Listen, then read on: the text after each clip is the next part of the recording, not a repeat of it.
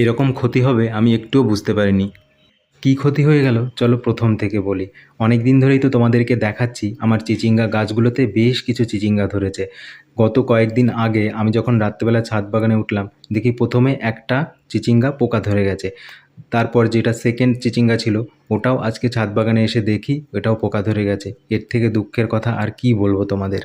এত দিন ধরে যত্ন করে করে সেগুলোতে লাস্টে যদি এরকম পোকা লেগে যায় তাহলে তো খারাপ লাগবেই।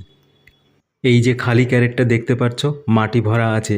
এখানে তো কিছুদিন আগে ধনিয়া গাছ লাগানো ছিল, তারপর ফুল গাছও হয়েছিল, সেগুলো তুলে ফেলে দিয়েছি। আর তোমাদের কাছে একটা প্রশ্ন রেখেছিলাম ওখানে কি লাগাবো। এটায় একটা জিনিস বসাবো বলে রেডি করে রেখেছি, সেটা সাসপেন্স থাকুক, তোমাদেরকে সেটা পরে শেয়ার করব। আচ্ছা, এই সময়েই তো জলগোলাপের গাছে জলগোলাপ আসে। আমি অপেক্ষা করছি কবে আমার গাছগুলোতে জলগোলাপ আসবে। আমাদের ঘরের পাশে একটা কুমড়ো গাছ হয়েছিল, সেখান থেকে বেশ কিছু ডগা কিন্তু আজকে খাওয়ার জন্য তুলে নিয়েছি। ডগাগুলো দেখেই লোভ লাগছিল, এত লকলকে। ছাদ বাগান থেকে নিচে আসলাম, প্রচুর গরম পড়েছে। বিকেলের দিকটায় বৃষ্টি হবার কথা আছে। এত গরমের মধ্যেও একটু চা খেতে ইচ্ছা করলো, তাই সকালবেলা চা বানিয়ে ফেললাম। আর হ্যাঁ, ওই যে সাসপেন্সটার কথা বললাম ওটা খুব শীঘ্রই তোমাদের সাথে শেয়ার করব। চলো বাই।